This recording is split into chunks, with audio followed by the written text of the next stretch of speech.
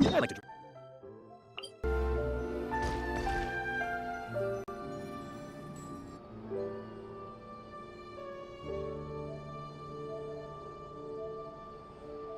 See? Told you they'd be here. Xavier! Oh, and Shiori and Farina too! Ah! Hydro Archon above! If it isn't my darling camera operator and clapper loader! A very happy Fontinalia festival to you as well! I'm guessing you came back to celebrate with us? Yep, and help out too! Even though the last festival had some unexpected hiccups, making the film was still super fun. Since you're all here together like this, you must be planning on entering the competition, right? Of course! A celebration of the entertainment industry. No one who's anyone would choose to sit this one out. It only happens once a year, after all. Fontaine Fashion Week might be more my speed, but the film festival brings in a lot of orders and boosts brand recognition, so I wasn't going to miss out either. A few new awards have been added this year, too. Best Director, Best Costume Design, oh, and Best Camera Operation. Ooh, sounds like we've got work to do. Come on, tell us! What's Musketeer Pictures film gonna be about? Oh, about that. What's wrong, Xavier? What's with that look? Oh, man, you weren't scammed by some shady investor again, were you? No, even I'm not naive enough to fall for something like that again. Besides, thanks to the fine people here, Musketeer Pictures has more than enough funds to shoot without investors. And yet problems persist. Huh? What do you mean? Well, we were planning to replicate our past success and shoot a film based on a popular novel. But as we were holding auditions for the female lead earlier today, a striking young mademoiselle wandered in by accident. Her disposition was simply ethereal, the look in her eyes somewhat melancholic. Oh, I wish you could have been there. The awe I felt can scarcely be put to words. You had to be there, friend. No matter where she stood, it was as if her surroundings, even the air itself, turned into the perfect shot. Guess you found your lead actress, then? No, quite the opposite. My script is entirely unworthy of her. I fear it is. Nevertheless, I couldn't help but approach the mademoiselle to ask about her background and what brought her to Fontaine. What did she say? Sadly, she said her best friend was gone. After returning to her own homeland not too long ago, she decided to visit where her friend was from to remember them better. Oh, no wonder she looked sad. Yes, but that's when it struck me. Why not cast her as the lead in a film centered around her search for this old friend? Huh? You're gonna rewrite the whole script? But is there even enough time? Isn't the prep work super complicated? We might not finish. Think about the difficulties we faced with the two Musketeers. We had to start from scratch back then, too. I'd say we're ahead of the game this time. Guess so, but... Don't worry, Paimon. Shiori and I have evaluated the proposal, and we support Xavier's decision. I won't really need to start on the costumes until the cast is finalized, so it's not too much extra work for me. Oh, fair mademoiselles. How can I ever thank you? Finishing the script would be a start. You know, compared to a commercial popcorn flick, I do prefer the idea of shooting a more artistic film. One that leaves a profound and lingering impact in the hearts of the audience. I agree. True trendsetters are the people who dare to go against the grain. Wow! Leave it to Director Farina to have a vision. Honestly, though, the artistic passion of everyone at Musketeer Pictures is inspiring. Anyway, Now that we've heard so much about this lead actress, Paimon's gotta know who it is!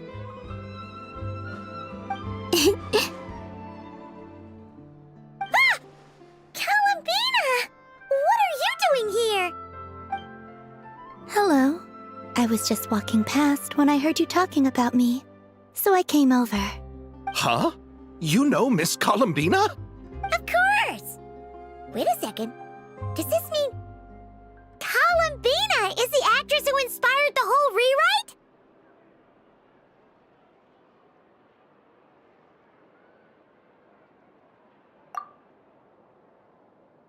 Yeah. Hmm? Wait, so did you make the trip by yourself, Columbina? Yes. I mentioned how I wanted to visit other nations once things settled down in Notcry, remember? So I went to the curatorium to ask Never for advice. She told me about the film festival in Fontaine and said it might be fun to visit. I spoke to Lauma before I left too, and she thought it was a great idea to get out for a bit. It's just, I received quite different travel advice from the two of them. Oh? How so? Well, Lauma told me to go out and experience new things and make new friends. What a wonderful suggestion. That's how a trip should be. What about Nefer? She said, don't trust anyone and don't talk to strangers. Yep, that sounds like her. I can understand that too. It shows this Nefer cares about you a great deal, Miss Columbina. Yes, so I plan on combining their advice. All I need to do is turn strangers into friends, and then I can talk to them. Huh. That kinda makes sense, but also not. Hey, Chiori. Oh, look who's back. Happy Fontinalia Festival, you two. Oh, looks like we have a superstar in our midst. How about an autograph, Big Shot? Ha ha, very funny. All settled then?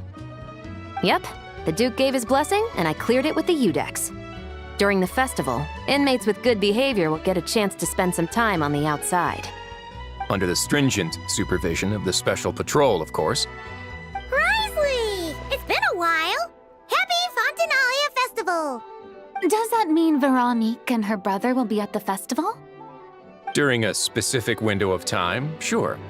Doesn't hurt to give the inmates something to look forward to. A little sun'll do them some good, I think. This is a friend from your travels, I'm guessing. Thought I heard something along those lines? Right! We should make some introductions, huh? Chevros, Risley, this is Columbina, a friend we met in Notcry. Welcome to Fontaine, Miss Columbina. I bet the weather's been quite an adjustment. Yeah.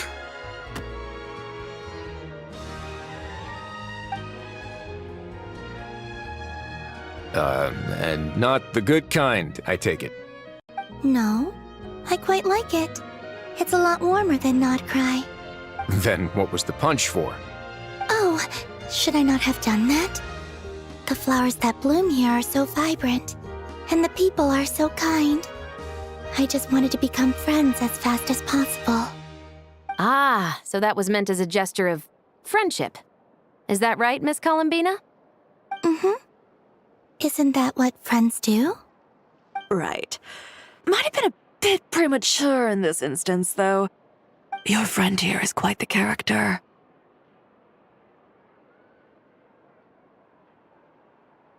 Good thing we said something. You weren't seriously gonna go around punching every single person in Fontaine, were you? No, just the ones I wanted to be friends with. That's not... what Paimon's trying to say is, maybe keep the punches to a minimum until after you're friends with someone. If you say so. You're quite the character, Miss Columbina. So, are we friends? Of course. Any friend of the Traveler is a friend of mine. Yeah. Oof.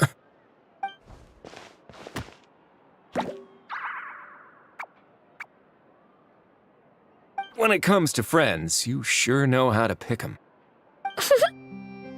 So Miss Columbina is the lead actress I've been hearing so much about. The whole thing about her aura is starting to make more sense. You gonna be part of the film this time too, Shivers? That was the plan. But now that Mr. Xavier has changed the direction, I don't think I'm in quite as many scenes. It's all for the best, though. A different crew asked me to help consult on some of their musket work. Oh, sounds like our trusty musketeer is as popular as ever. I'm just going where I'm needed. I'm more than willing to help with whatever this production needs as well.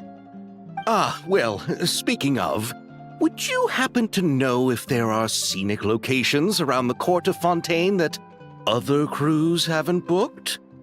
The festival's pretty popular this year, so there's not a lot left. You might just have to talk it over with the other productions and see if they'll let you squeeze in here and there. I see. Having trouble finding a filming location? Yes, we made a last-minute decision to go down a different route, so the indoor locations we reserved are no longer a good fit. And it looks like all of the best outdoor spots have been taken. You know, I might know a place. Good views, good atmosphere, and no production team has snatched it up. That sounds perfect! Where is it? You want me to reveal it just like that? Come on, let it be a surprise. As much as that sounds riveting, I think we should divide and conquer. You go do that, and Director Farina and I will take Miss Columbina around the city to discuss lighting and styling. Is that all right with you, Miss Columbina? Traveler? Yeah, everyone here is our friend. So don't worry about a thing and just focus on enjoying your trip. Okay. All right, then the Traveler and I will go check out this potential filming location. It might even give me some inspiration for the new script. I'll leave this to the Duke then. Until later, everyone. Maybe we'll run into each other on set. Okay then. Lead the way, Risley. Paimon's not built for suspense. Let's get this show on the road. Who said anything about roads? Huh?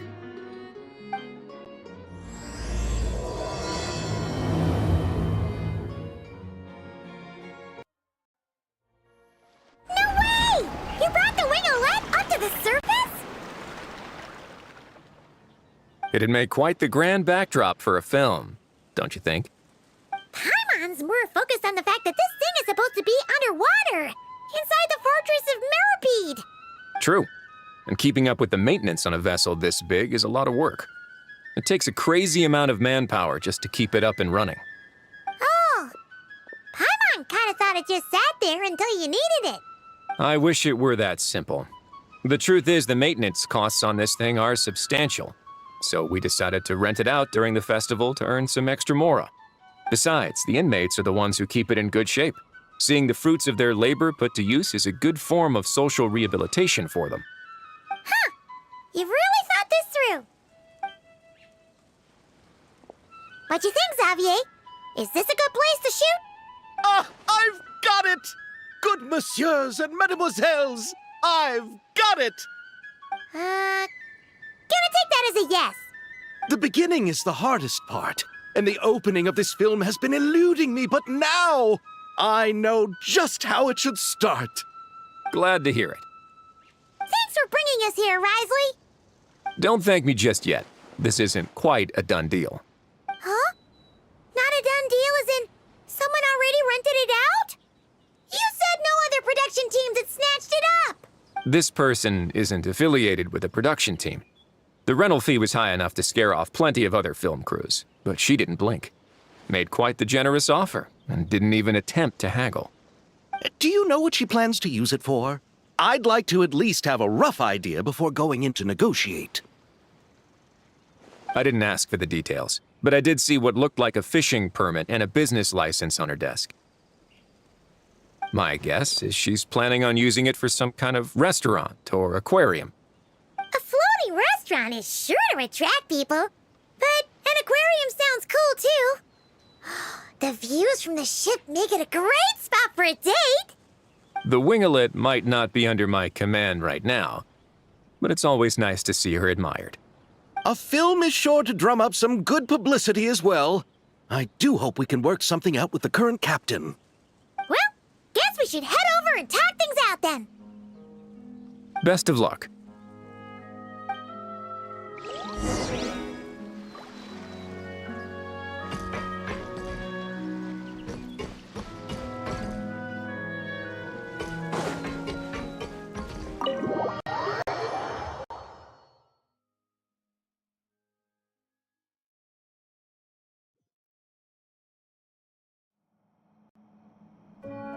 Wow! The winglet seems even bigger up close. The rooms are so spacious. Wonder who rented it out. Hello? Anyone there? Perhaps the captain had business to attend to elsewhere. Why rent such a massive boat just to have it sit here without even leaving so much as a note? Let's try again. Anyone there? Hello? Seriously? Right now? What is it gonna take to get some decent sleep around here? Is a nap too much to ask for? Sorry, the aquarium's closed for the... Huh?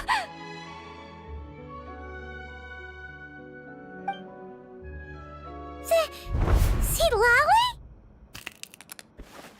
Traveler! Paimon! Hold on. Oh, this is just great. How am I gonna go out dressed like this? Oh, what happened to my regular clothes?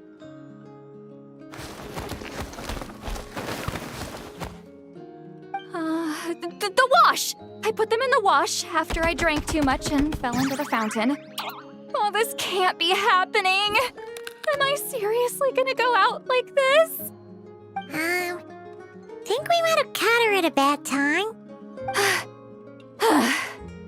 See Lolly? I don't want to hear it. Hear what? A single word about what I'm wearing. No comments, none. Is that clear? Oh, yep. Crystal. Huh? You think so? No, wait, I told you not to say anything! What was... Oh, his thoughts. I heard his thoughts. How could I forget about that? Oh, this is so embarrassing.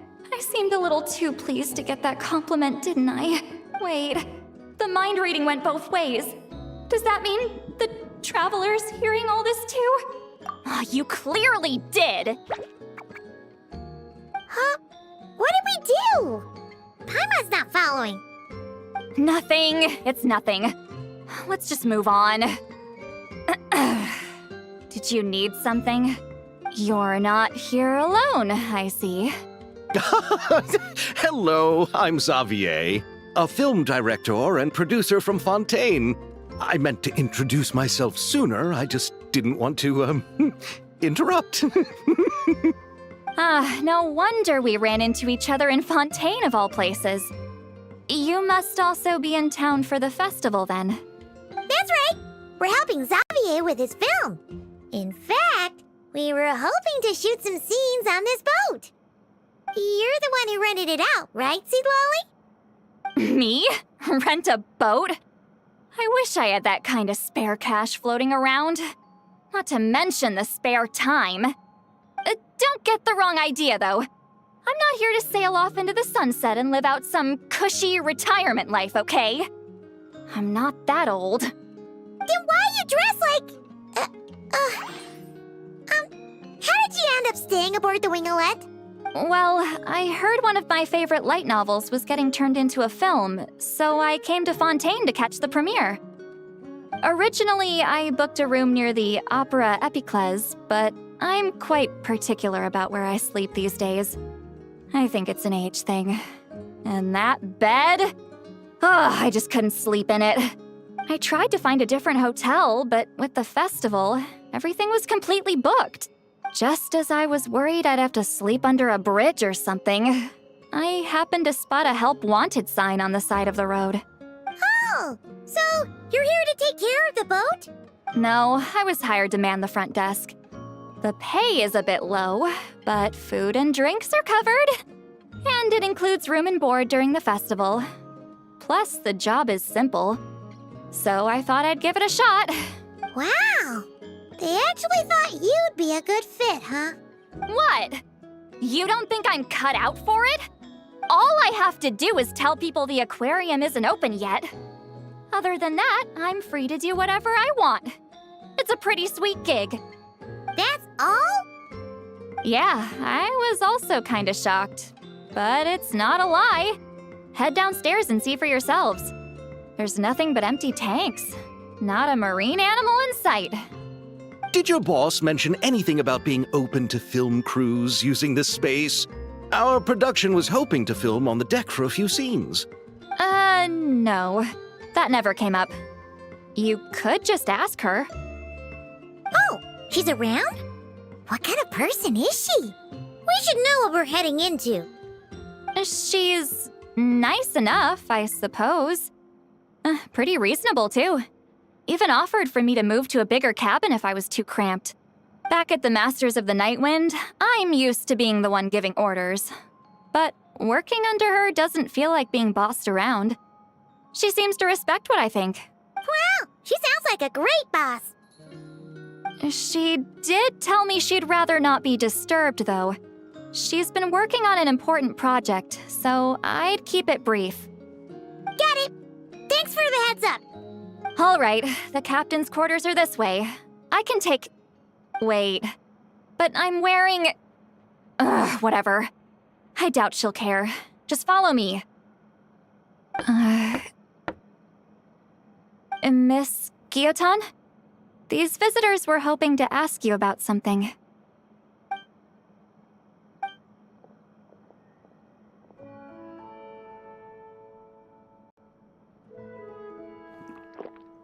I thought I said to limit the interruptions. Just tell them the aquarium is still...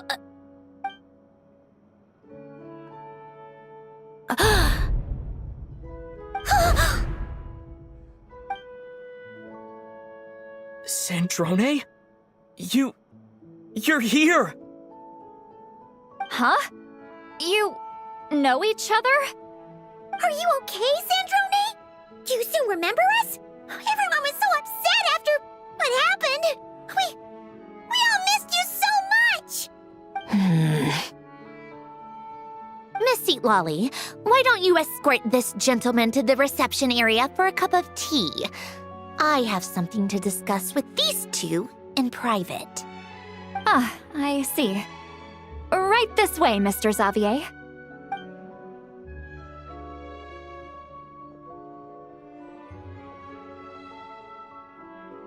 Sandrone? I really can't go anywhere without running into you two, can I? Are you okay? During the battle, your core... It was... Destroyed by that bastard Dottore. That's right. But as you can see, I'm fine now. No major issues. Or at least, there shouldn't be. Oh, what a relief! Oh, why didn't you tell us sooner? Or come back to see your friends? Now that I have the chance, I just want to say... Thank you for saving me. Huh? Don't get the wrong idea. I only saved you so we could complete that formula and defeat Dottore once and for all. Even if he did crawl back from the grave to make us all miserable again. That doesn't matter. You're still a hero. All right. But it wasn't just me. All I did was lend my brilliant mind to the cause and take care of one part of the plan. Although, I'm not denying it would have fallen apart without me. You got that right. You're amazing. But how did you go from From a lifeless pile of scrap to looking like this? Well, my mom was trying to put it a bit more gently, but yeah. where do I even start?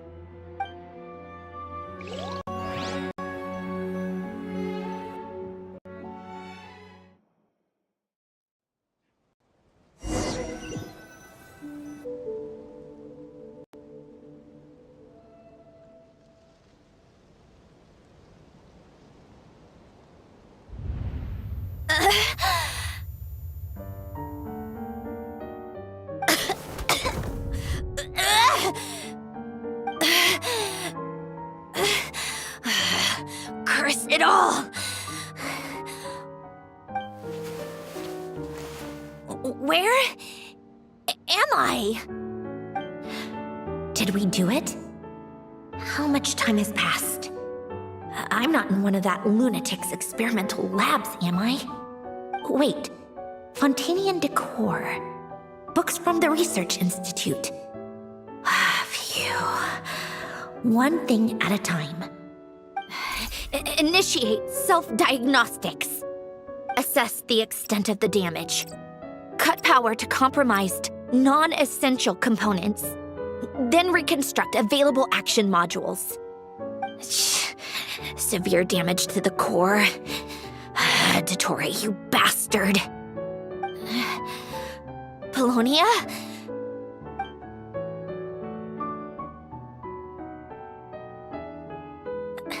Polonia, wake up! Activate!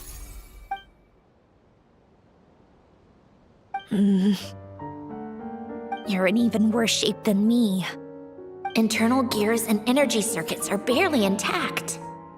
Extreme damage to the core, just like me. Rebooting is off the table. Even if I could repair the damage, I don't know if... You used up all your critical energy in those final moments, didn't you? To protect the core of that guy in the hat, and the numerological array. Wait, the array. Yes! The prototype is still here. But can I even run it in this state? Whatever. I have to try. I just need to confirm one thing. Activate the numerological array. Connect the computing core to my body. Just like I thought. It needs too much computing power.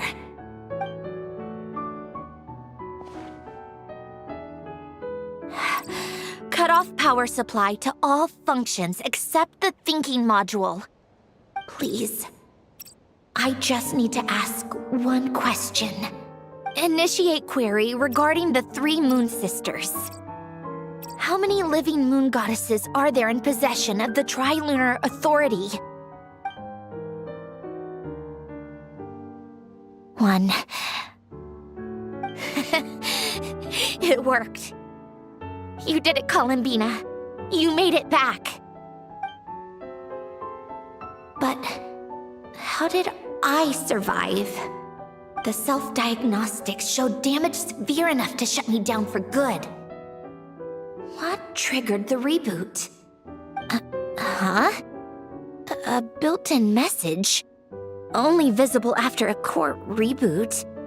The final gift. Alen! Were you the one who gave me this second chance? But why now? What activated it? What is that? A vision? Wait, no. It's a stellar linchpin?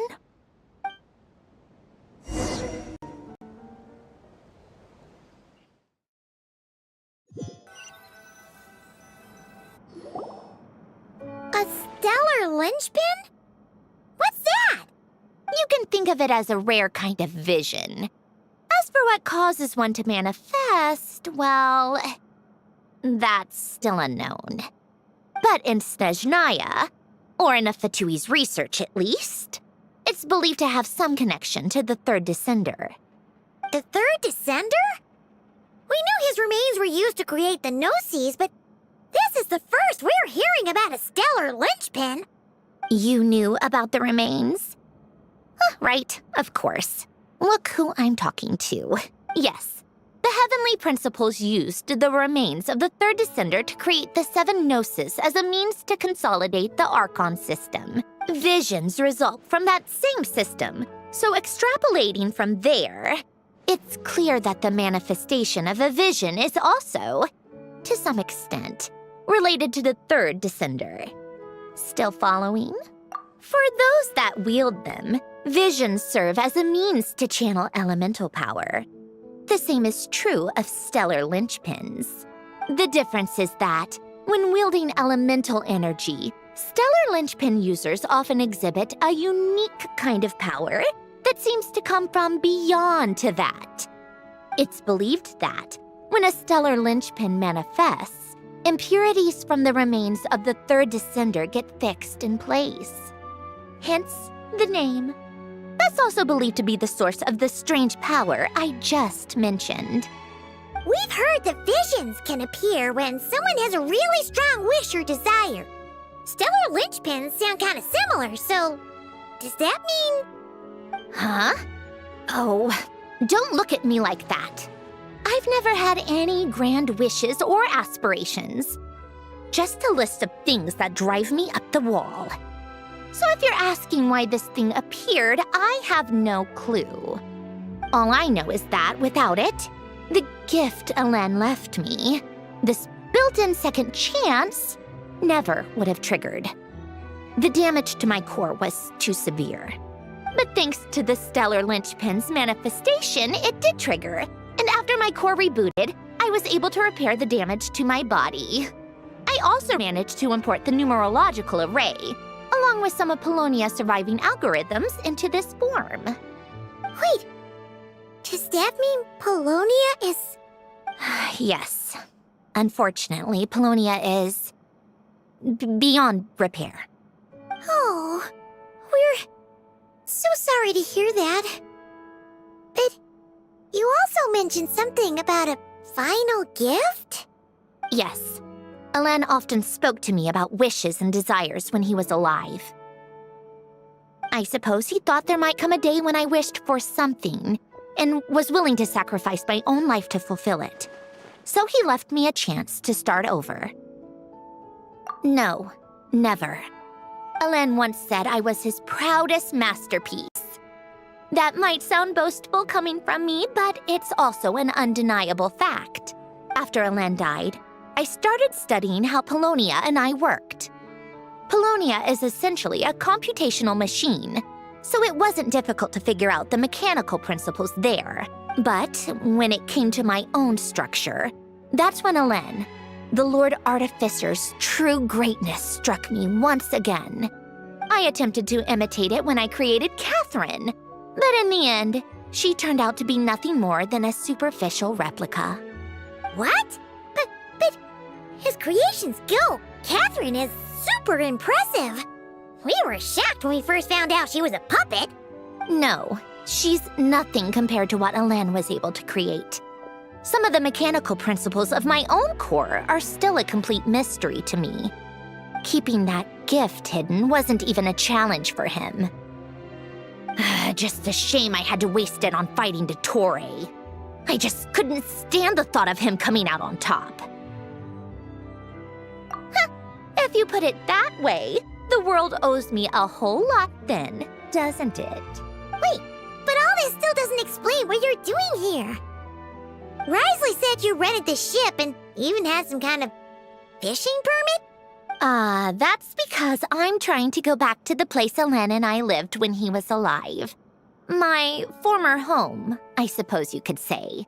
The second chance wasn't the only part of the gift. According to the message, Alen left me a few other things that are stored in the house we shared together. I'm hoping that whatever he left me can help fix certain anomalies in my rebooted core. And help me understand why I received a stellar linchpin in the first place. Okay, so go back then. What does that have to do with fishing?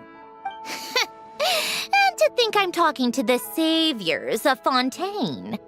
Did you forget that the water levels have been rising for centuries? I I can't just go back to the place I used to live because now it's underwater. Oh, right. With the rising water levels and changes in terrain, it's not just a matter of finding where it is, but also clearing away any sediment or debris. But Fontaine law prohibits unauthorized individuals and organizations from excavating underwater ruins. Amelazine caught me the minute I even made an attempt. Why not apply for authorization then? And face the endless slog of Fontanian bureaucracy. No thanks. Besides, I'm a Fatui harbinger. The diplomatic implications alone would be enough to give the gestionnaires at the Palais Mermonia a headache. A fishing permit, on the other hand, isn't difficult to obtain at all. Minimal paperwork required, and under the name Guillotin, the application was a cinch. So you're exploiting a legal loophole? Am I? That underwater home belongs to me.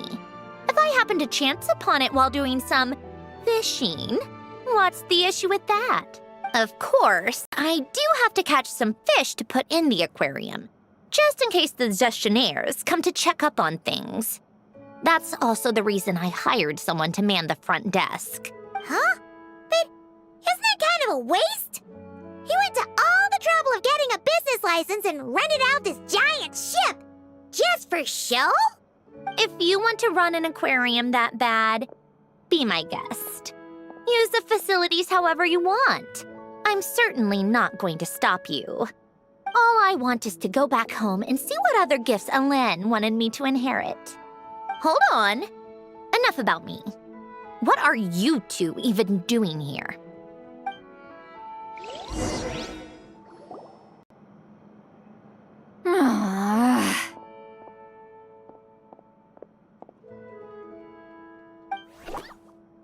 Seriously?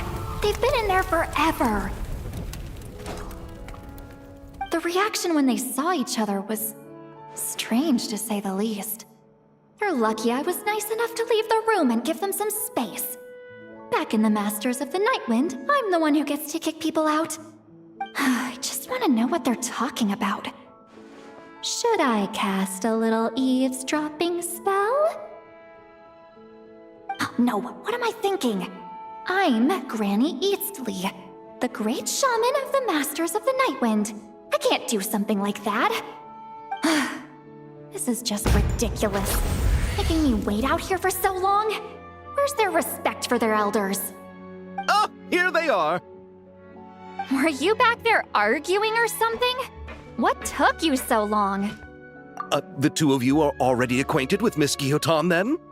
Oh, yep. But don't worry, we got everything sorted. Sandrone agreed to let us shoot on the ship, but it has to be when she's not here. When she's not here? That's right.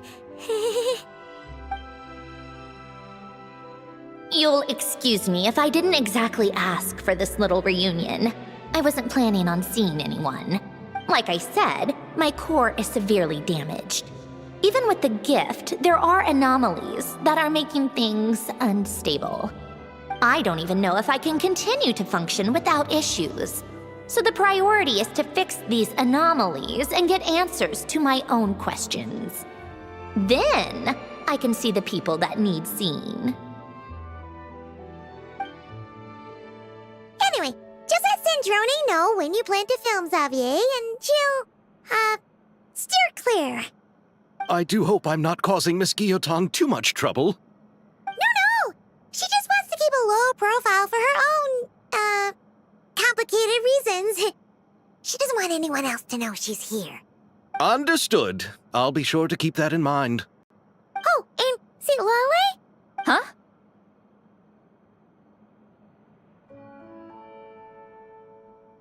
You mean Miss Guillotin? What does she want? Oh, please don't let it be about the pajamas. What? The 7th of the Fatui Harbingers? Why are you telling me all this? I asked the traveler about you, and I've decided it's best to be open in this instance. I can understand if you would rather not work for a harbinger. Regardless, the room on the ship is yours to keep. You're an acquaintance of the Traveler, and I plan to honor that. Wait, she's actually nice? It's not a problem. The captain also worked for the Fatui, and he helped Natlan a great deal. We know that there are good people among your ranks. Besides, I've been around long enough to know what it means to earn one's keep. This isn't Natlan, and I don't expect special treatment.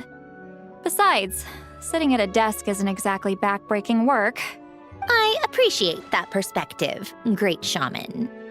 Seat Lolly. Just call me Seat Lolly. That title makes me sound so... old. Well, Seat Lolly, the Traveler and I are looking for something, so we'll be heading underwater together soon. I'll leave the ship in your care while we're gone. Together? How often? Not too often. We're heading out in a bit, but I'll be available if you need something. You couldn't, go alone? I wanted to, but he was concerned about my physical well-being. So he offered to come with. Guess my mental well-being means nothing then. Huh?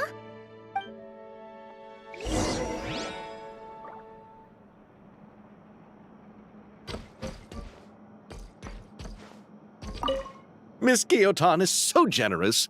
We talked it over, and she agreed to let our crew come over and do some test shots while you two are out.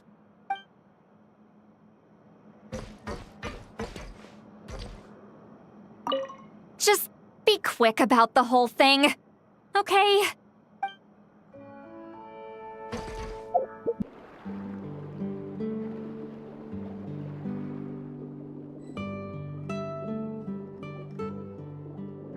Huh. This place has changed a lot. Guess I really have been gone for a long time. Let's look around and see what we can learn. Oh, and don't forget to catch a few to take back. We need to keep up appearances, remember?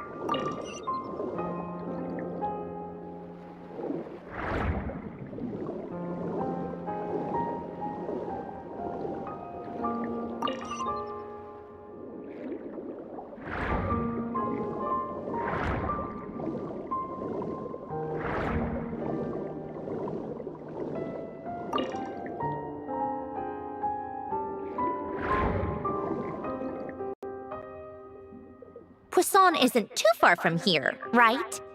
It's all a bit nostalgic, I guess. Back when I lived here, all this was still above water. All right, I have a general understanding of the terrain changes and sediment accumulation. We can stop here for now.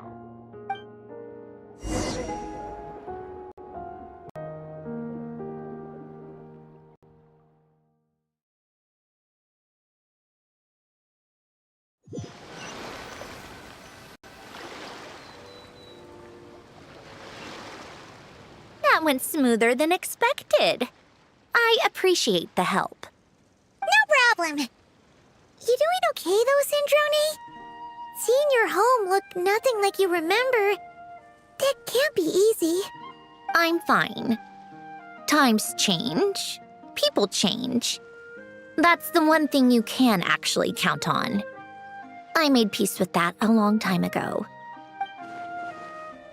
You should head back and put them in the aquarium tanks. We finished ahead of schedule, so your crew is probably still on the ship. I'll follow in a bit. Right. Xavier said he was gonna test out a couple of shots. I'm sure. I want to take another look around on my own. Okay then. Want us to let you know when the filming is done? No need. Columbina relies on Kuvaki to perceive her surroundings. In Nodcry, her senses are heightened because Kuvaki is everywhere. But here, as long as she doesn't activate her abilities, her range of perception should be equivalent to an average person's line of sight. I figured that out back in Snezhnaya. That's oddly specific. I have hiding from her down to a science. So, what? Things might be a bit different now that she's merged with the Moon Sisters, but I doubt there's been a drastic change. The point is, You two can head back. Don't worry about me. Okay, if you say so. Come find us on the ship if you need anything.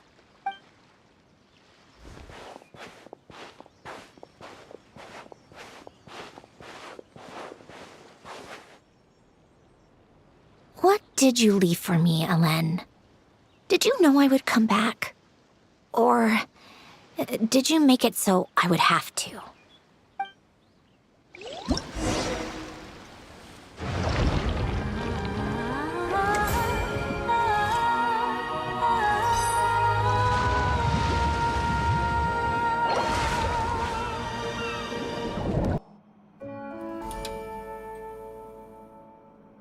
Xavier, we're back! Shh! Quiet on set! They're filming over there. Oops, sorry.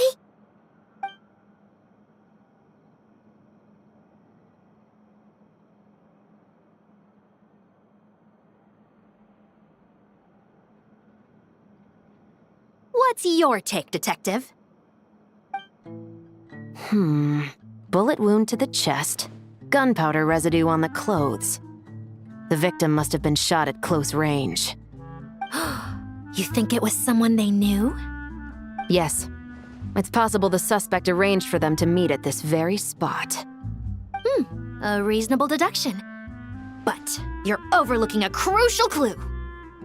What? The victim's pocket watch is missing. And cut! I think we got it! Good work, everyone! Phew, finally. Acting was nerve-wracking for me when I first tried it too. Just loosen up, and you'll get used to it in no time. Chevres! Charlotte! Oh, hello there, you two! You're filming here too? Oh, so Charlotte's crew must have been the one that asked you to help out, huh, Chevres? Yep. They heard about a potential filming location and wanted to come check it out. But when we got here, your crew had already beaten us to it. Luckily, Xavier and our director, Lapine Pauline, go way back. In the end, we agreed to just share each other's filming locations. Considering all the last-minute changes, that's just what Musketeer Pictures needed. For sure! Based off the scene just now, you must be the star of the film, Charlotte! You bet! This detective costume really suits me, don't you think? Oh, for sure. You're already right at home lurking in the shadows taking pictures of this and that. Add a notepad and you're practically method. Thanks, Miss Chiori. I appreciate the compliment. That didn't sound much like a compliment to Paimon. So this is a film set? It looks like a very happy place. This must all be quite new to you, Miss Columbina. Yes. I watched a few films with a friend once, but she thought there was no point if I wouldn't open my eyes. So she stopped inviting me. Looks like I missed out on a lot. True. But being an actor seems like a tough job. Huh? Most people would swap lives with an actor in a heartbeat. The lifestyle is so glamorous, and the pay is more than generous. But they have to act out lives that aren't their own, with the whole world watching on in judgment. If they don't do it justice, it must feel like they're letting people down. That's exactly how it feels. This young lady has quite the unique perspective. Well, that's true. But these actors are here because they want to be and they think it's fun. Most of them, at least. Not to mention, the film we're shooting is based entirely on you, Miss Columbina. You just need to be true to yourself. I don't have to pretend to be someone I'm not? Not at all.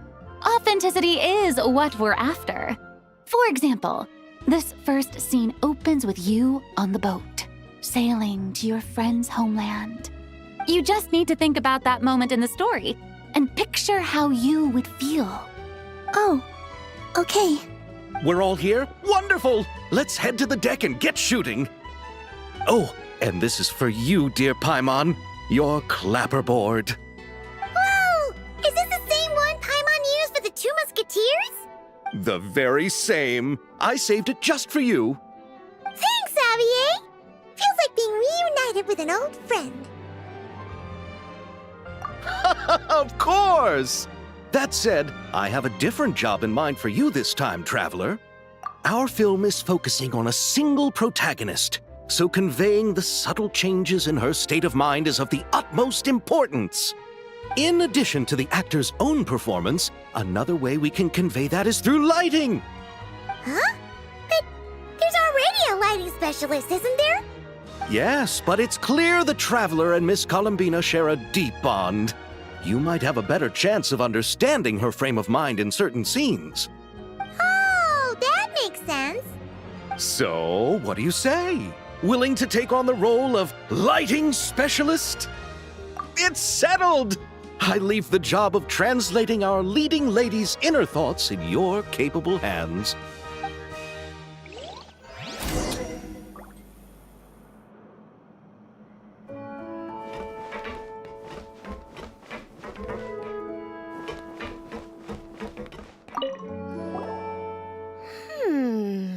Seeing all the sets in place, things are looking even better than I expected.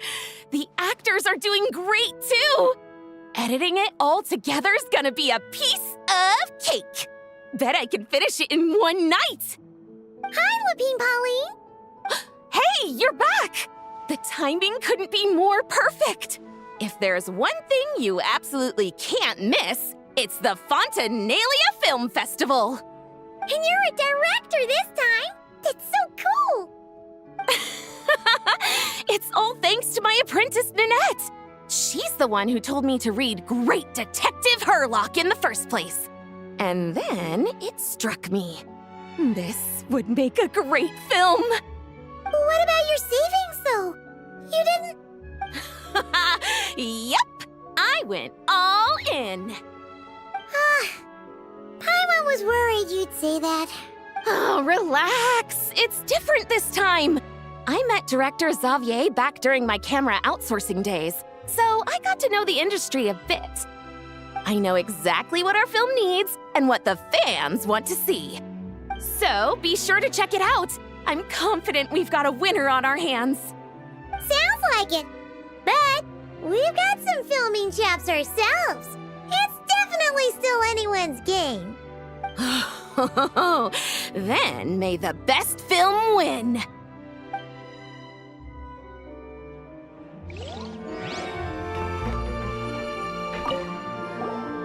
Oh, I didn't expect to run into you two on set.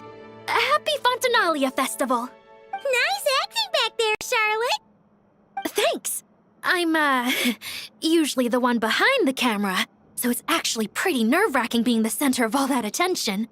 But I've known Miss Lapine Pauline for quite some time, so we work really well together. Miss Lapine Pauline prefers to assign roles based on our own personalities. She'll even adjust the script to make it a better fit. The scene from earlier was just me and Chevraz, but Navia and Emily are also going to be taking part. Ooh, that's quite the lineup. Your film's leading lady also seems like quite the score. Just on first impressions alone, it's clear she's someone special. Guess we'll just have to wait and see who wins Best Picture and gets to go home with the Farina Award.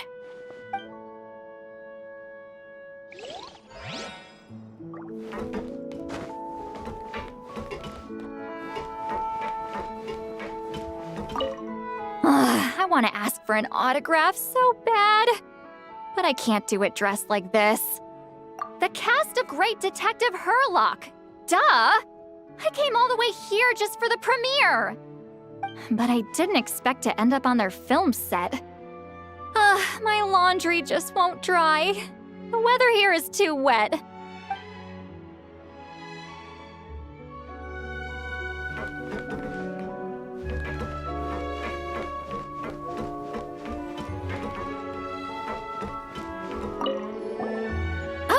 I didn't expect— Nice acting! Thanks!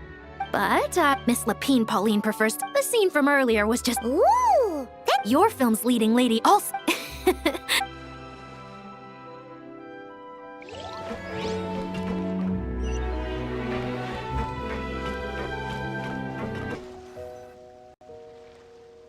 All right, without any further ado, it's time for production on our film, A Homecoming, to officially begin! Turning it over to you once again, Director Farina. All right. Positions, everyone! Camera operator, clapper loader, get set up. Let me know when lighting is good to go.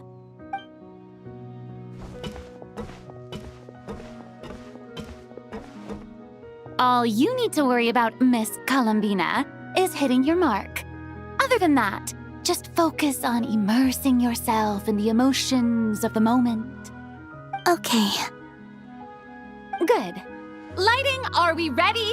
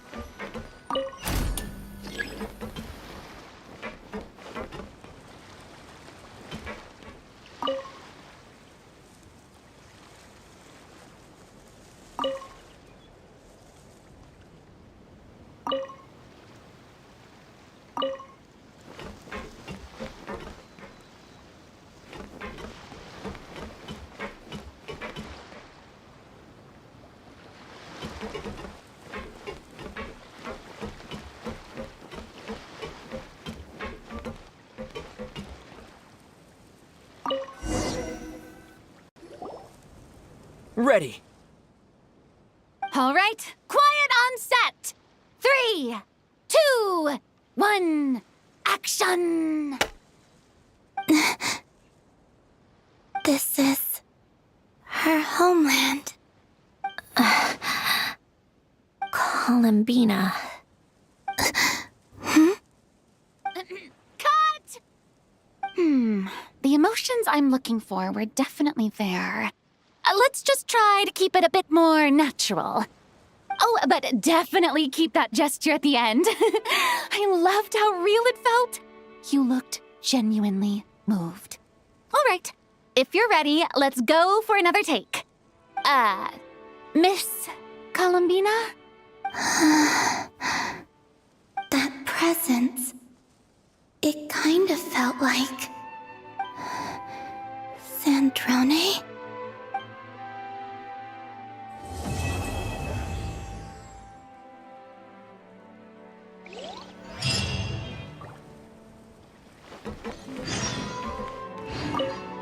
Terrific performance, Miss Columbina. Truly excellent work. Thank you, Director Farina. You really don't mind me not taking off my eye mask? Not at all. Xavier and I already talked it over. The character is based on you, so there's no need to change what you're accustomed to doing. Besides, the mask could become one of the defining traits of our film's leading lady. Just like you suggested, we'll leave the reveal to the more important moments.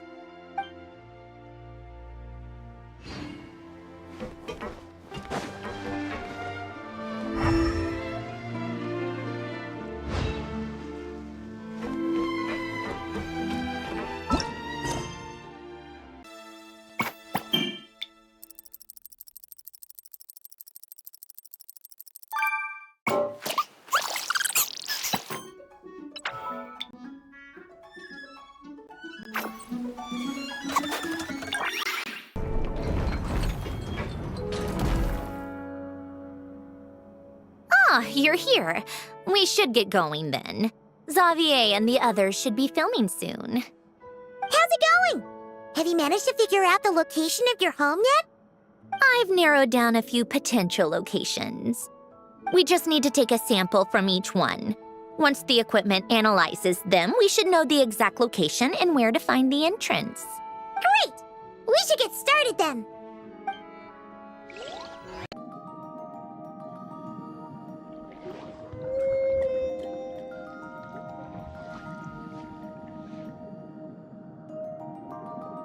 All right, let's get a move on. That should do it. Let's head back. The filming should be just about done. We made good time. We might even know the location by the end of the day. You sound pretty happy about that. Do I? I suppose I've just had enough of these anomalies I've been dealing with. The sooner I can fix them, the better. Anyway, enough chit-chat. We have work to do. Oh, but let's head in through the side door. I don't want to run into the crew on the deck. All right, now we just need to wait for the results. Since we have some time to kill, I suppose I might as well see how this aquarium of yours is coming along. You seemed quite enthusiastic about it, after all.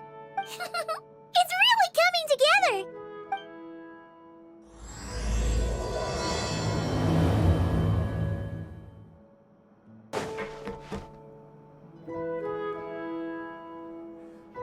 Oh, kind of impressive, actually. These must be the ones we caught the first time we went underwater. Like it? It's fine, I guess. Nothing special. Come on! It sounded like you really liked it just now! You're that proud of it? Is this a sense of accomplishment or something? Well, yeah. And it's pretty! You know it's gonna be gone soon, though, right? What do you mean? After the festival, this ship will be returned to the fortress of Meropide, and this aquarium will be no more. So? So, no matter how much work you put into this place, once the festival is over, it's all just going to disappear. But not making the most of it when we have the chance is an even bigger waste! But if you know it's all going to be gone one day, why even bother? Well, because Because you still get to keep the things you gain along the way. And those are things that can never be replaced. Doesn't that make losing them even harder? well, if you put it like that. But the happy memories we make along the way last forever. You just have to take a more glass-half-full perspective. Not to mention, everything we do here is gonna be on film, so it'll still live on in some shape or form. And when you look back on it, only happy memories will come to mind? Exactly! So it's about finding joy in the process itself. Traveler! You're back already? What's wrong with that? You say that like it's terrible news or something. How did you get here? I didn't see you on the deck. Oh, never mind. We need to help Miss Guillotin hide ASAP. The crew is heading over here to shoot any second. What? They should be done by now. There was a mishap earlier that cost them some time. I was waiting on deck so I could warn you the minute you showed up. Anyway, you should head back to the captain's cabin right away. They're gonna be here any minute now. Ugh, finally! That's a wrap for the scenes on the deck. Wouldn't have taken half as long if the wind hadn't snapped our equipment in two. Too late! Change of plans then. You'll just have to hide. Hide! And where exactly am I supposed to do that? Oh, there's a box over there! You can get in that! Huh? You expect me to... Do I need my makeup done for the next scene too? For the love of... Let me see. Maybe just a quick touch-up. Huh? Traveler and Paimon? What are you doing here? I thought you took the day off to take care of something. Huh? Oh, well, it didn't take as long as we were expecting, so we came back early. What about you guys? You're still not done shooting for the day? No, we ran into an issue that, set us back. It meant Miss Charlotte's crew wasn't able to wrap either. We both still have scenes to shoot in this aquarium. Oh, that's not ideal. For several reasons. Let us help then. The sooner we wrap, the sooner everyone can get some rest. All right. Thanks, you two. Miss Charlotte's crew can go first then. If I'm not mistaken, you still have a night shoot later. Thanks, Director Farina! Of course! Fellow artists should help each other out where we can. Agreed. Well then, camera, lights, get set up. Actors, give your lines a quick once-over. Let's try to get this in one take.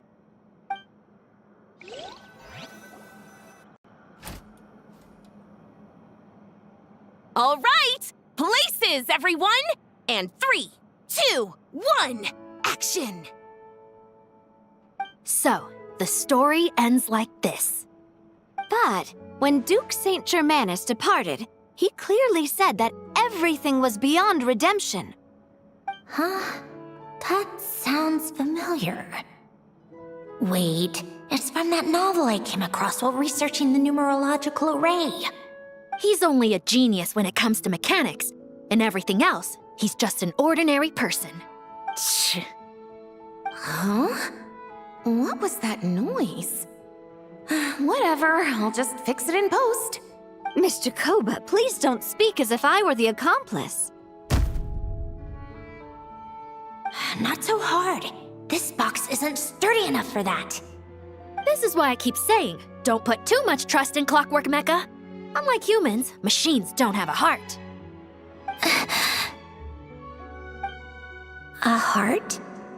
That's right. It's what's on the inside. It's also referred to as someone's soul, or likened to free will. You can think of it as a person's core, what makes them unique. In general, though, people don't believe machines are capable of having a soul. You said my emotion module was faultless. It is, but that's not quite the same thing. Do you think I have one then? A heart? I don't think so. I know so. The question is, do you recognize it within yourself?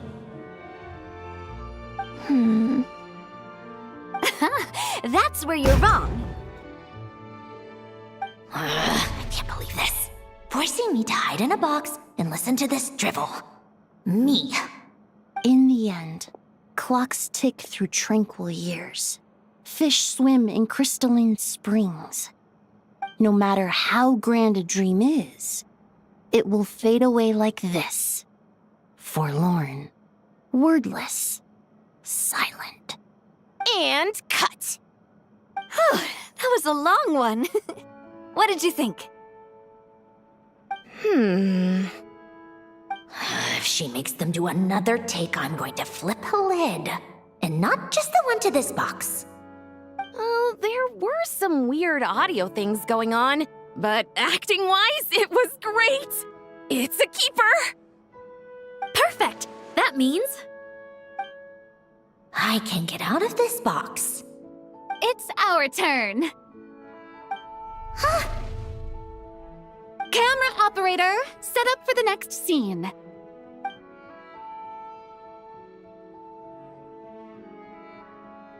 In this one, our protagonist peruses an aquarium in a foreign land and gets swept up in memories of her friend. So, in terms of lighting, that's the vibe we're going for. Got that? Shoot, Paimon thought there'd be a break and Zandroni could slip away. What are we gonna do now? break a leg. Yep, we're headed off to shoot our next scene.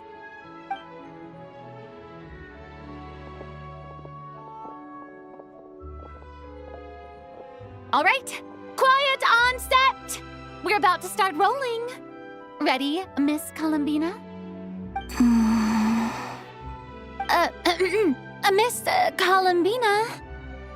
I think she would like this. Quick, we should roll on this. It doesn't forage with the others, or prey upon its smaller kin. Instead, it remains where it is, cradled in the coral's quiet beauty, as though the raging cyclones above are of no consequence. And yet, She still stood before the cyclone in the end. So I think that story has it wrong. She is no different than us. She has a heart. Columbina. Hmm?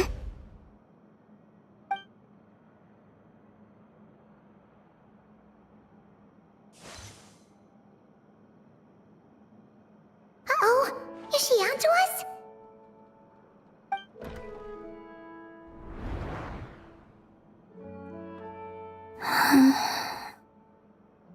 What is she doing? Cut! You okay, Columbina?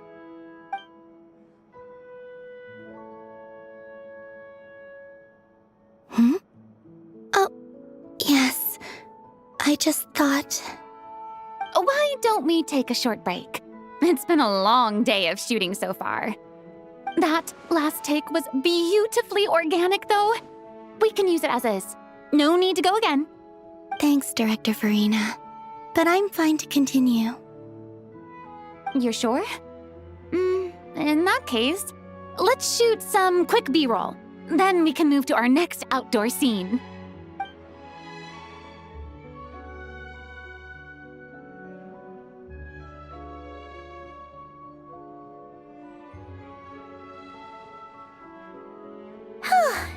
We're in the clear this time.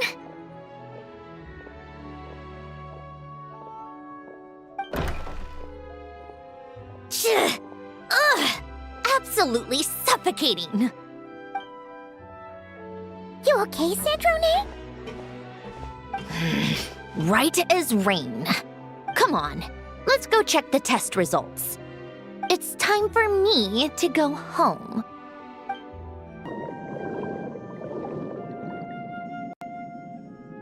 All right, it should be around here. Give me some space. I'll activate the water insulating mechanism.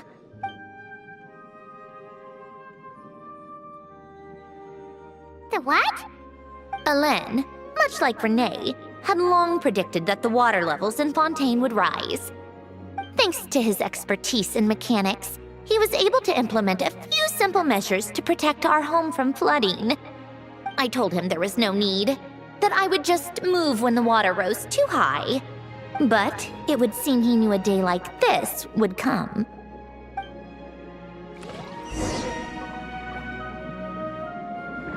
All right, the silt has been cleared away. Go activate the mechanism for the first sluice gate. That will fill the empty middle chamber with water.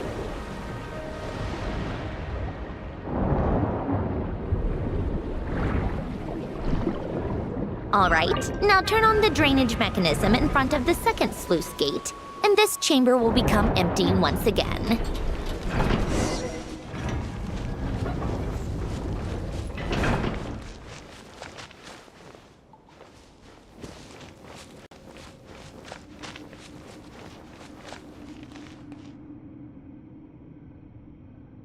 So, this is where you used to live? It's beautiful! There's even a garden! Back when I lived here, it was my job to tend to the potted plants and flower beds. Still growing strong even after all this time. Who would have thought? If the weather was nice, I would take Alain out in his wheelchair and we would go for a walk. Before long, we started bringing Polonia along too. Come to think of it, I was the only one who could get around easily back then. Polonia always got stuck at some point, and it was up to me to launch a rescue mission. Happy? I suppose they were. Uneventful, but pleasant. Repetitive, but peaceful. It was like living in a world where time didn't exist. Of course, that was all just an illusion. Death still awaits all of us at the end. Oh. All right, enough standing around. Let's head inside.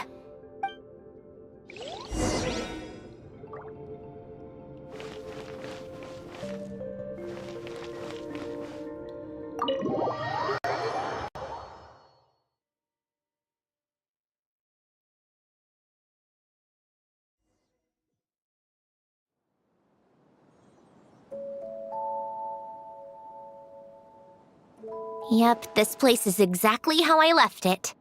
Nothing has changed. What is it? Huh? How did you get... Oh, Arlecchino gave it to you, didn't she? And you... read the whole thing. Just so you know, a lot of that was written a long time ago. At that very desk, to be exact. Anyway, since you've already read it, you should just hold on to it. I can always start a new one. Well, feel free to look around. I'm going to start looking for the gift Ellen mentioned. Oh, but be careful with the stuff around here. I'm not saying you can't touch anything. Just try not to choke on the dust. Polonia.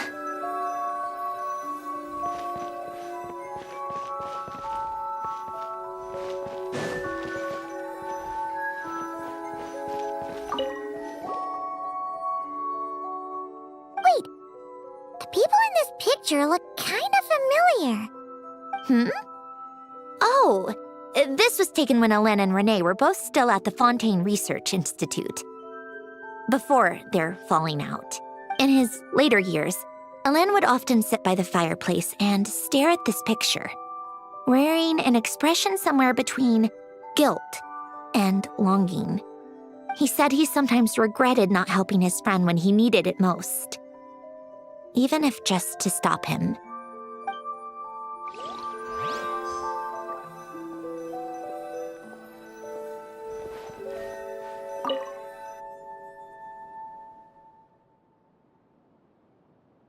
Oh, these are some of Ellen's drafts from his later years.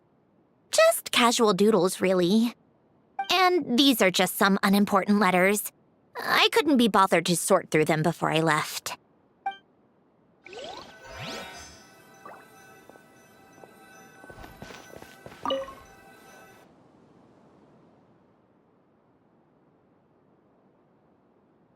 Oh, I played with these when I was little. During the first few months after I was created, I mean. At first, Ellen and I would play together, but it didn't take long for me to become unbeatable. So, Polonia and I played together instead. Yeah, these don't look like Paimon's kind of games. Logic and math puzzles? Those happen to be my specialty. It's been so long. What do you say? Should we play a few rounds? Let's go with this one. The gears on the left are stacked from largest to smallest. The goal is to move them to the other side in the fewest number of moves. Just remember, you can't stack a bigger gear on top of a smaller one.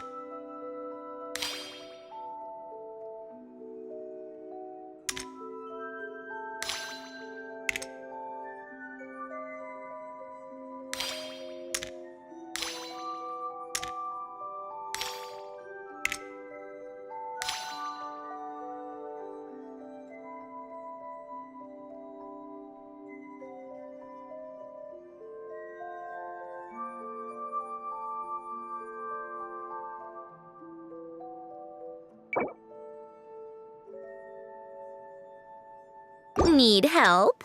You seem stuck. This should go here, then this here, and done. Well, what did you think of the game? Well, these kinds of puzzles aren't for everyone. I suppose my upbringing wasn't exactly conventional in that sense.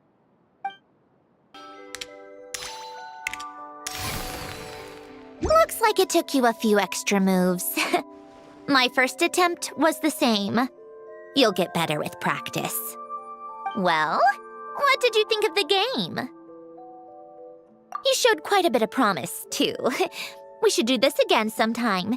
There are other puzzles we could try.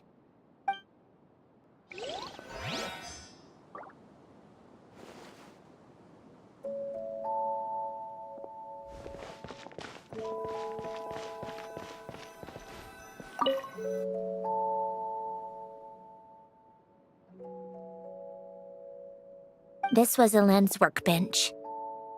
Later on, of course, it became mine. It's where both Polonia and I were brought to life. Before Elaine was bedbound, this is where he would teach me about mechanics. I would sit and listen, chiming in with questions here and there. Later on, when he got too sick, I took over and would work on Polonia here.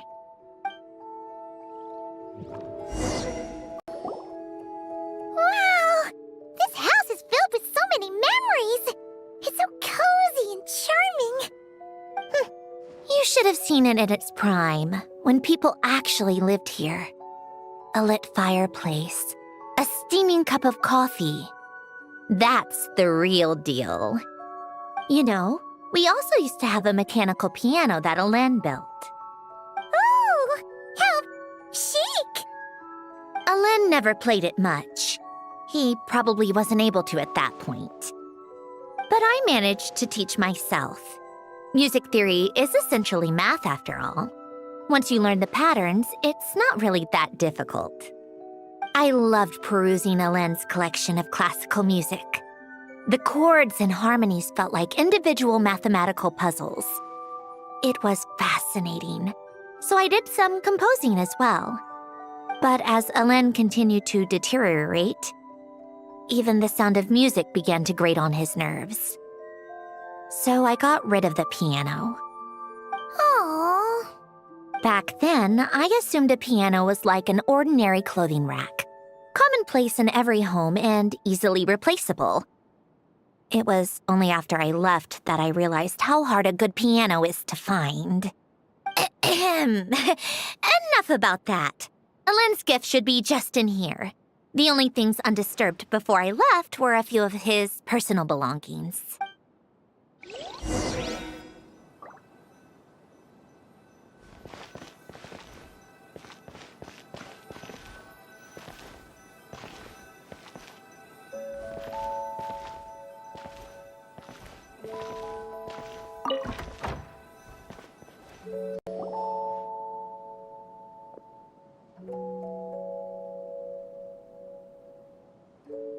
Wait, there's a hidden compartment at the back of this box. Looks like it's locked with some kind of gear mechanism. Knowing you, Elaine, I'm guessing it goes like this, then like this. Got it. Am I a genius or what? Let's see here. A box? Well, you gonna open it?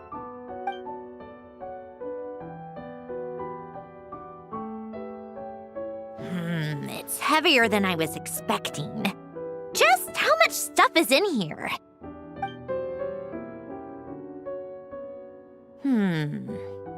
A letter? And a bunch of junk underneath it. None of it seems that important.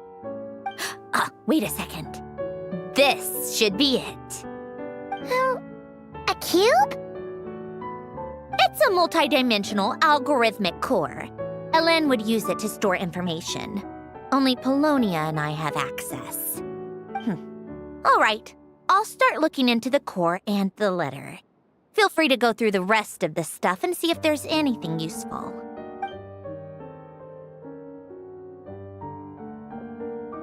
Okay. Hold on. There's another picture in here. This one has writing on the back. A snapshot of you playing among the plants shortly after you were born. You seem to like these flowers a lot. May you grow and flourish just as they do. Huh? Wow! Look how happy you are in this picture. You've changed a lot since then, huh? What's that supposed to mean? Just that you come off kind of aggressive sometimes. Or, annoyed at everyone around you. Well then, people should stop being so annoying. It's not like I'm the one with the problem. Of course not. Oh, here's something else. Looks like a piece of paper torn out from somewhere. Today, I solved another math puzzle and made a breakthrough on a construction problem the Institute has been stuck on for years. Am I a genius or what? No, wait, that's From now on, I should have people address me as Her Highness the Clockwork Princess, Unraveler of all reason. Nope. No more of that. I thought I tore this page out. You wrote this? Then how did it get... Wait, there's more writing at the bottom. You seem to have developed a distaste for this particular entry, considering I found it in the trash. I'm sorry, but I could not help but hold on to it. Forgive me. Lynn! Don't be embarrassed. Everyone goes through a phase like that. Nonsense. I wasn't even the one who wrote that. It must have been Polonia. That's enough. I told you it was Polonia. You know what? We're done with this. No more rifling around in the box. Just put it down and let me read the letter. To my little clockwork princess. Not another word. Got that? If you're reading this, You've most likely received the gift I left for you. I just hope you didn't stumble across all this while cleaning out my effects or something trivial like that. I once asked if there was something you wished for. Do you remember that? I wonder if time has changed your answer. Regardless, I have another gift. A formula that will allow you to come face to face with the anomaly inside of you. If you even still call her that. Why this gift? To understand that, allow me to wax poetic on the soul once again. I would ask you to stick with me until the end, but I know you will. You always have. I believe a person should be born twice over in their lifetime. First, there's the birth that grants us life. Then, the birth of the soul. It's a matter of transforming the life bestowed upon us into the life we choose for ourselves. And to do that, we must look inward. We must make a conscious choice to define the meaning of our life instead of allowing the happenstance of our existence to pass us by. This is the process of recognizing the soul that lives within us.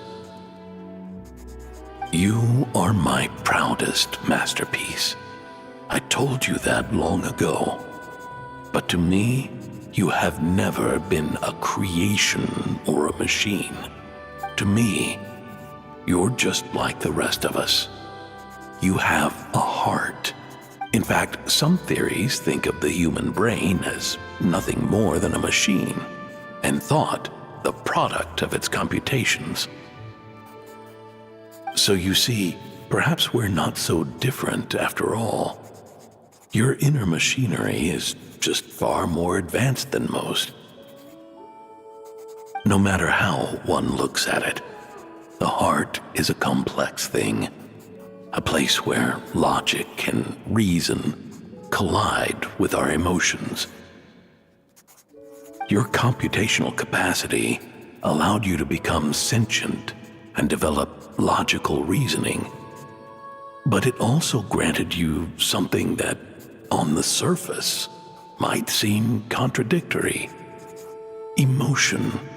Emotions and logic often clash with each other, and those instances of discord can accumulate over time.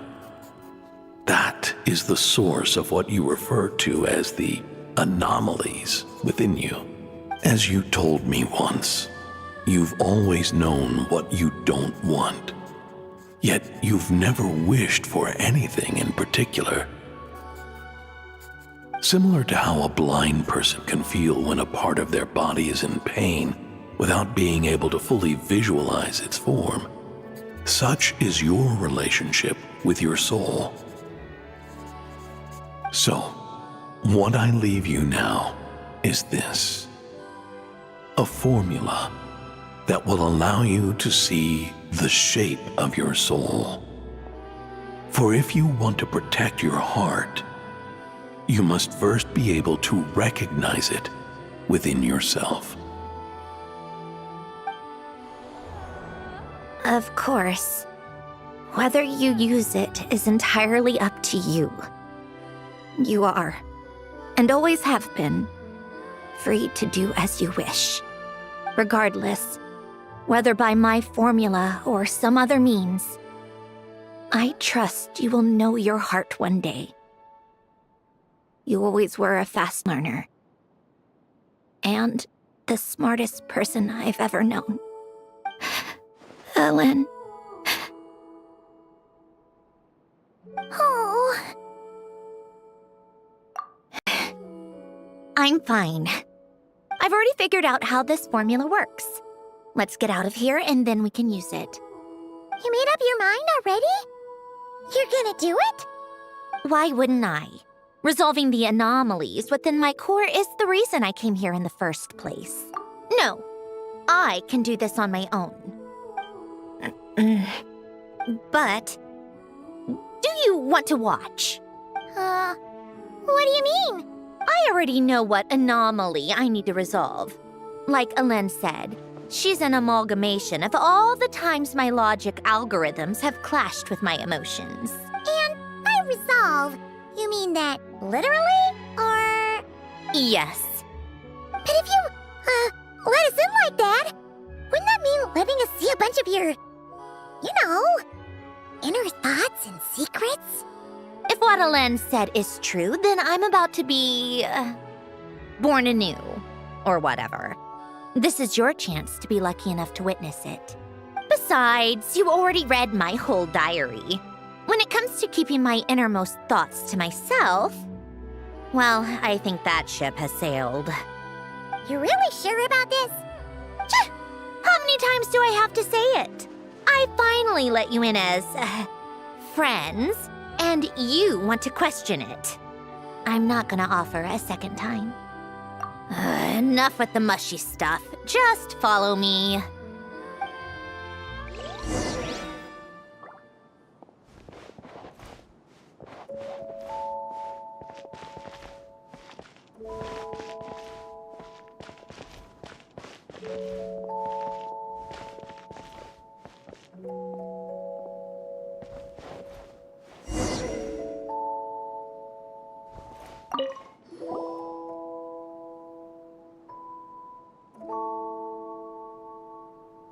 Right. With the numerological array, I can construct a simple formula that will allow you to experience what I see and hear in real time.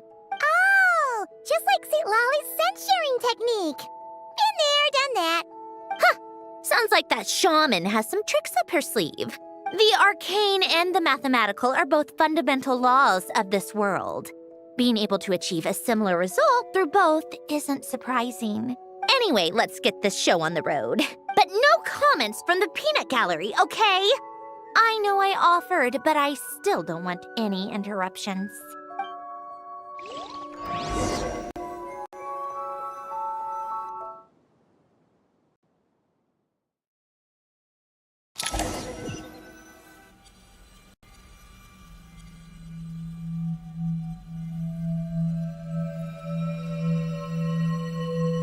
Is this my heart?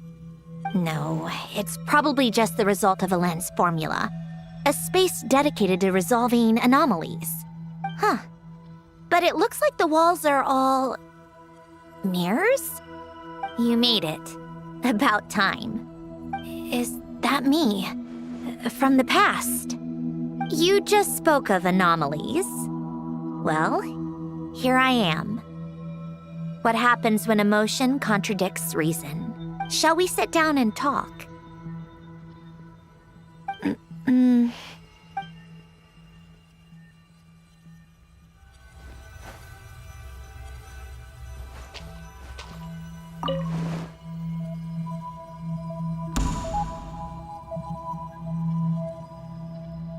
That should do it. Hello? My name is Alain Guillotin. Can you hear me? Brings back memories, doesn't it? The time we spent here. Here. I want you to have this. A notebook? You can use it to write things down. I don't need to write things down. I have unlimited memory. Even so, some things are more important than others, right? You can use it to write about the things that matter. So you wish me to carry out a basic priority sorting operation? I suppose you can think of it like that for now. But journaling is also an act of finding oneself. Much like we use wooden stakes to guide a plant to grow in a certain manner, what we choose to write down gives the soul much-needed direction. In the act of choosing what to forget and what to hold on to, we decide what kind of person we want to become. I don't understand. Like I said earlier, I don't need something like this. This is where we were born, where our life began. Mornings of tending to the garden, afternoons spent cleaning, reading, or studying, evenings of cozying up by the fire, listening to Alain share stories about his past. Alain. What is it? What are you drinking? Oh, this? It's coffee. It, makes me more productive. I want to try it. Oh, okay. Here.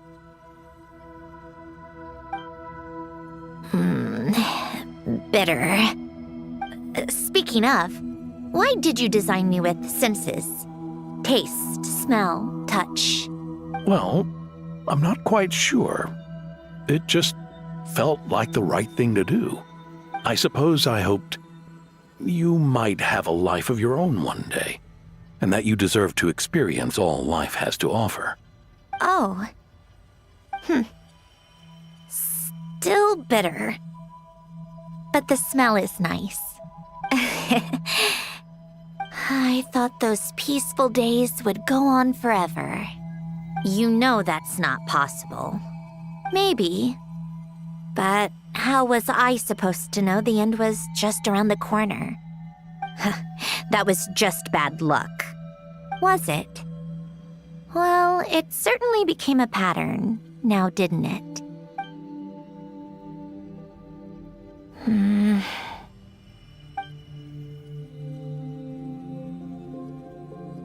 Over time, one of the habits we picked up from Alain was a love of coffee. We even took to hosting tea parties. A machine acting like a human. Kind of laughable, right? I suppose that's just what I'm used to. Yeah, that's just what we're used to.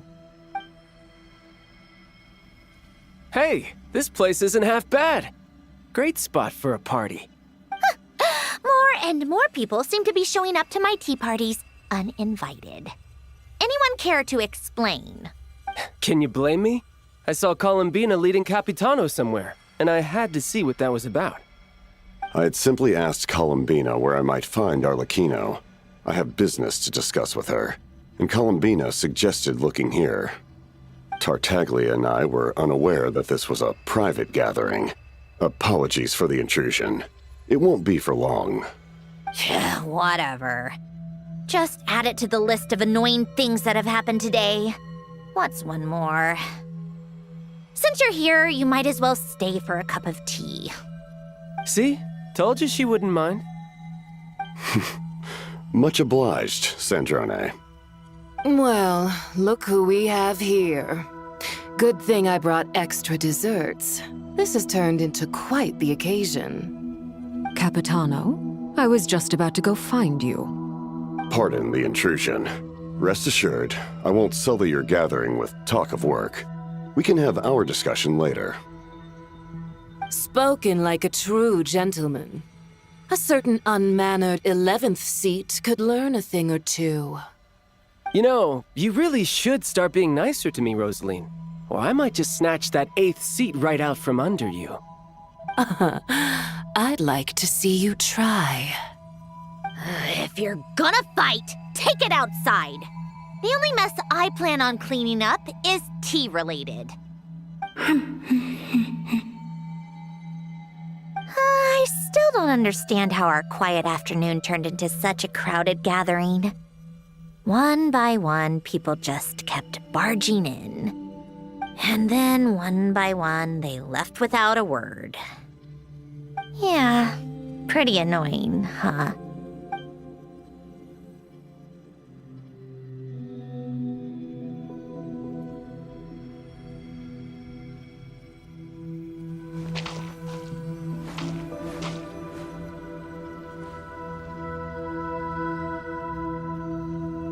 Of all my days with the Fatui, the times I spent with you, Arlecchino, and Rosaline, they were my favorite. Goodbye, Sandrone.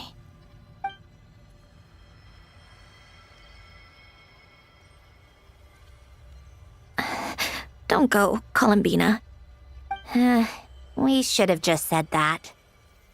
Why didn't we? If we had, would the story have had a different ending? She couldn't stay. There was no future for her here. She would have just faded away. You're right. I suppose that's why you call me an anomaly. Every time you make a decision, there's a voice inside your heart. My voice, asking to contradict all logic and reason. Why didn't we make her stay? Is it worse to fight for something just to lose it? Or not to have fought at all? Don't you find it unfair? One by one, we keep losing the things we care about the most.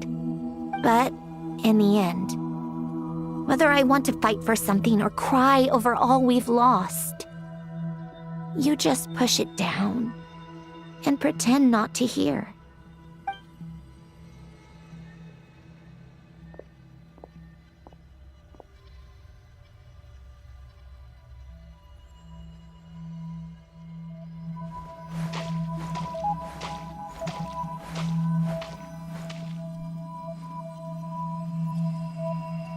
And now, even Polonia, the other half of Elend's legacy, the last remaining member of our family.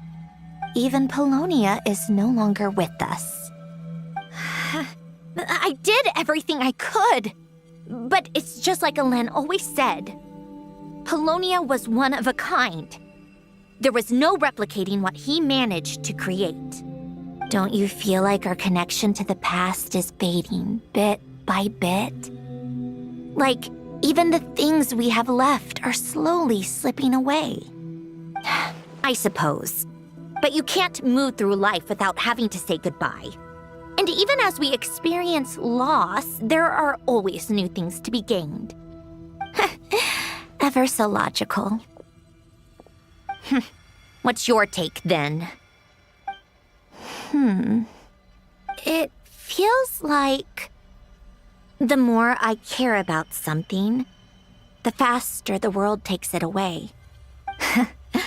It sounds so stupid, but I can't help it. That's the hand life has dealt me time and time again. Why even fight for something that's just going to be lost in the end? Better to never have had it at all. Better if it would all just disappear. Dark, I know. But the heart wants what it wants. Maybe the stellar linchpin appeared because of me. Because of what I wish for. I don't think so. Yeah, probably not. What an anomaly wants goes against all logic and reason after all. Well, go ahead and do what you came for. You're here to resolve the anomaly, aren't you?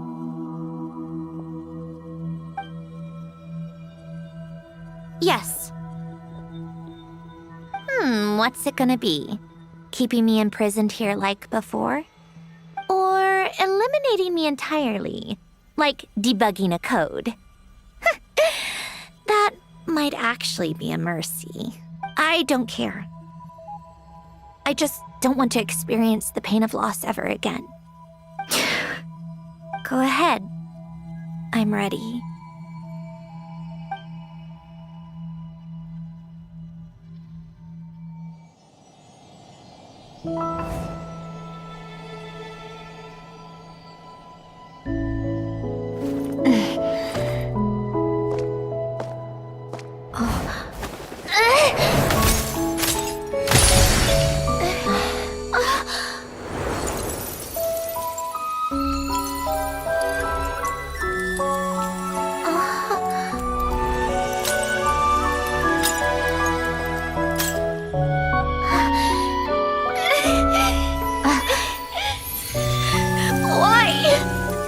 Why do we keep losing everything we care about? I know it hurts, but that's life. I wish... I know. I've always known. Because we've been one all along.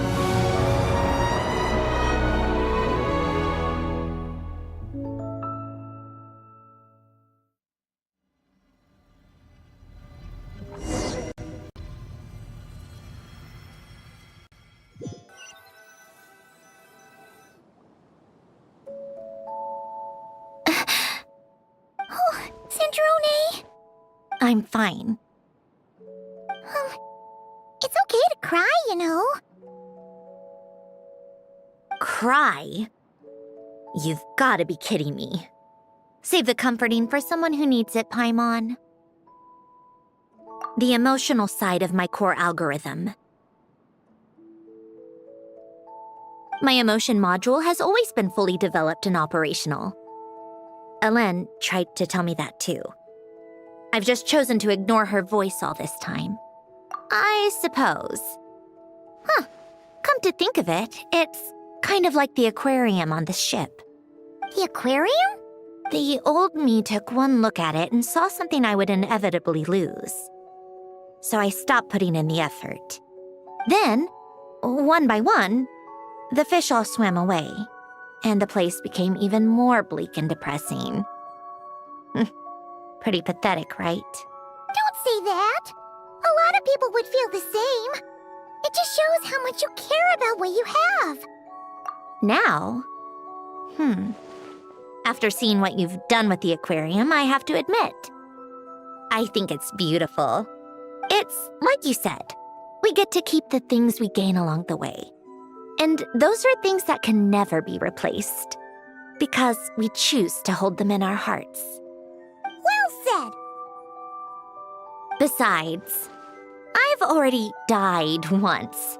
I'd be stupid not to make the most of this second chance. Right. Earlier you, or your inner self, mentioned something about her wish. What was it? You think that's something you can just ask and I'll tell you? Think again. I may have accepted my emotional self, but I'm not about to go all soft and mushy on the inside and pour my heart out. That said, taking a step in the right direction couldn't hurt. Starting with cleaning some old aquarium tanks of my own. Huh? Metaphorically speaking, I mean. Come on, let's head back to the ship. I need to talk to that shaman.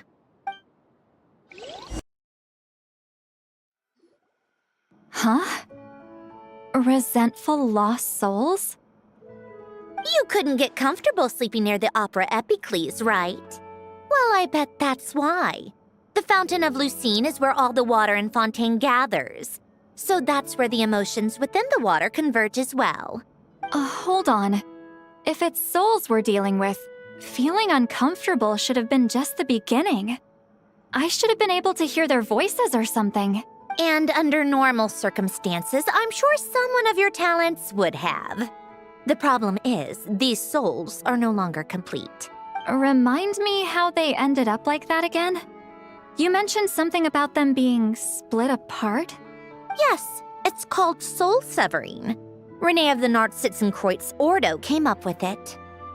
After learning of Fontaine's impending doom, Renee thought if he could find a means for the soul to live on in perpetuity, it might ensure the world's salvation.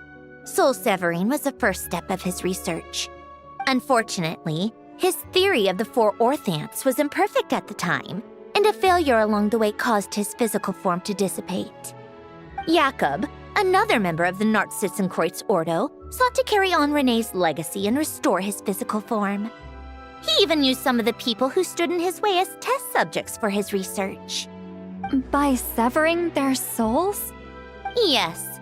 After Renee successfully awakened, the two continued their research, and all the severed souls ended up merging into Renee's consciousness. After you saved Fontaine by turning Fontanians into true humans, these souls returned to the ley lines.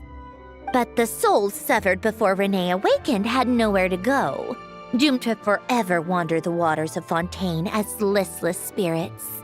Almost as if they exist outside the bounds of this world. Unrecognized by the ley lines or fate. No wonder I couldn't sense them.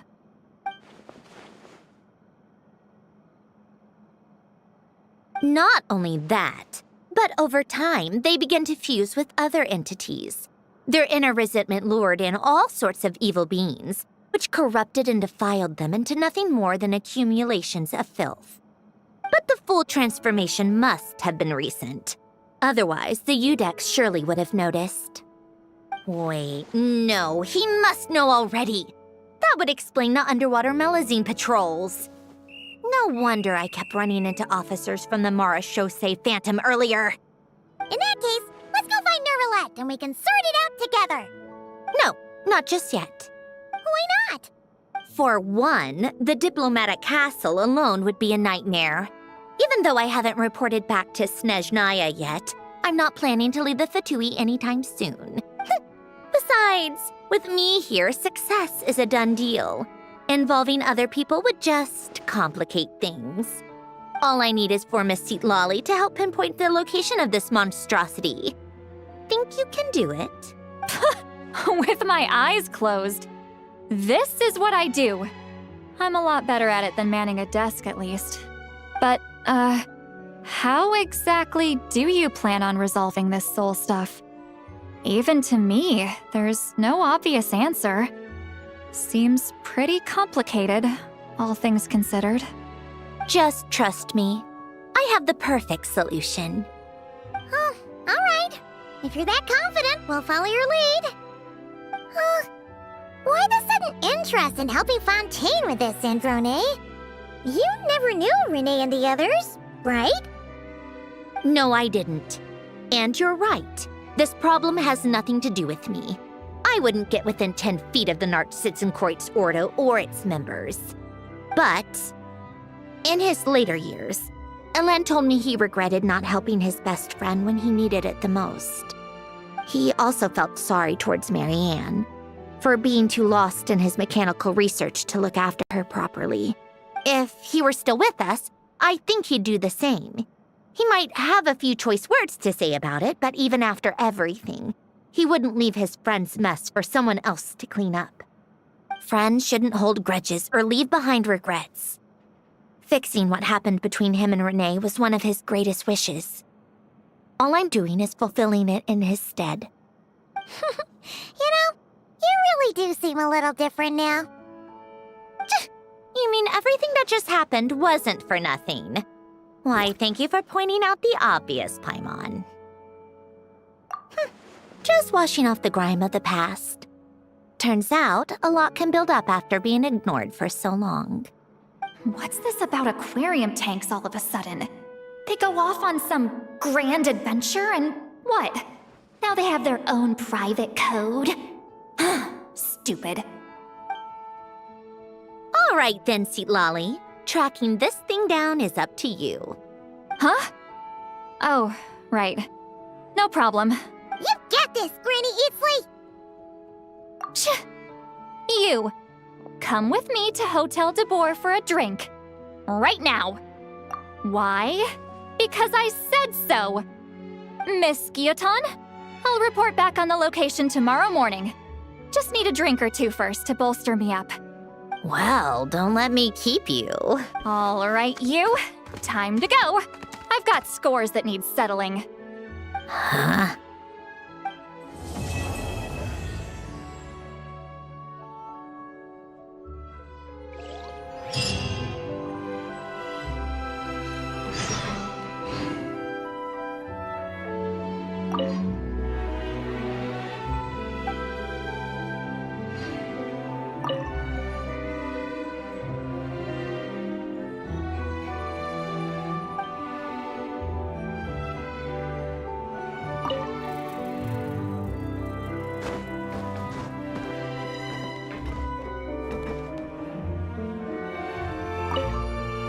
Listless, abandoned souls.